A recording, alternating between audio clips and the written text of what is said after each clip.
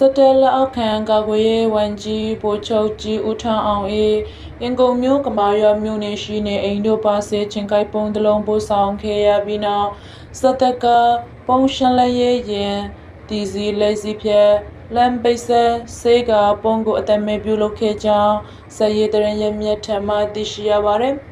ယမန်နေ့ဇူလိုင်30ရက်နေ့ညနေ4:00နာရီဝန်းကျင်အချိန်ဗိုလ်ချုပ်ကြီးထွန်းအောင်၏ကမာရွာမြို့နယ်ရှိနေအိမ်တို့ပါစေပုံပို့ဆောင်ခံရမှုပြပွားခဲ့ခြင်းဖြစ်ပြီးစက်တက်ကရန်ဖြစ်စနဲ့ပတ်သက်၍တစုံတရာထုတ်ပြန်ခြင်းမရှိဘဲတဲ့အမောင်းချထားပါတယ်ဗိုလ်ချုပ်ကြီးထွန်းအောင်ဒီလေသက်ကာကွယ်ရေးဝန်ကြီးချုပ်ဟောင်းဖြစ်ပြီးလက်ရှိမဲ့အွန်လိုင်း၏တရားမဝင်အုပ်ချုပ်ရေးအဖွဲ့တွင်ကာကွယ်ရေးဝန်ကြီးတာဝန်ထမ်းဆောင်နေခြင်းဖြစ်ပါတယ်ယမန်နေ့ညနေပိုင်းဗိုလ်ချုပ်ကြီးထွန်းအောင်နဲ့ဇနီးတော်သမွန်တွေတို့အမိပေါင်းပိုင်ဆိုင်သည့်ရန်ကုန်တိုင်းကမာရွာမြို့နယ်တီရိမင်္ဂလာလမ်းရှိချင်းအမှား23နေအိမ်တို့တော်သမွန်တွေ၏အမိဖြတ်ပါစေတထောက်ရောက်ရှိလာခဲ့ခြင်းဖြစ်ပါတယ်အဆိုပါပါစေရောက်ရှိပြီး15မိနစ်ခန့်အကြာတွင်စတက်၏ပုံရှန်လက်ရေးတီစီယန်လက်စီရောက်ရှိလာကလမ်းပိတ်စစ်ဆေးမှုများပြုလုပ်ပြီးနောက်ချင်းကိုက်ပုံကိုအတမ်းမဲ့ပြုလုပ်နိုင်ခဲ့ကြောင်းစစ်ဆေးရေးတရင်ရမြက်ကပြောဆိုထားပါတယ်လက်ရှိတွင်အဆိုပါနေအိမ်၌လုံခြုံရေးအဆောင်များနဲ့ဆွေမျိုးအချို့သာနေထိုင်နေပြီးဗိုလ်ချုပ်ကြီးထွန်းအောင်မှနေပြည်တော်ဇေယျတီရီမြို့နယ်ရှိ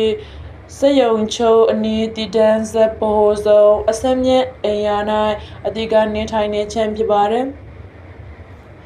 ဗိုလ်ချုပ်ကြီးထွန်းအောင်ဒီစက်တက်ကရို DSA အပတ်စဉ်29ဆန်ဖြစ်ပြီး2020ခုနှစ်ဇန်နဝါရီလတွင်စက်ကောင်စီကောင်းဆောင်မဲ့အွန်လိုင်းကကာကွယ်ရေးဦးစီးချုပ်အဖြစ်ရထိုးတိုးခန့်ထားတာဖြစ်ပါတယ်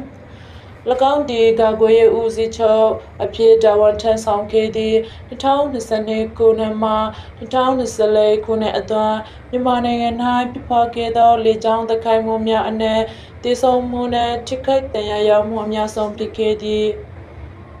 ပစီကြီးရွာအနမ်းပါလွေရင်ဒုက္ခဒေစခန်းလျင်ကုန်းကြီးရွာစာတင်ကျောင်းနှင့်ကနီးမြို့နယ်မကွဲကျေးရွာတို့ရှိလေကြောင်းတိုက်ခိုက်မှုများတွင်အဓိကတာဝန်ရှိသူတို့အဖြစ်လူအခွင့်အရေးအဖွဲ့အစည်းများနဲ့နိုင်ငံတကာအဖွဲ့အစည်းအချို့က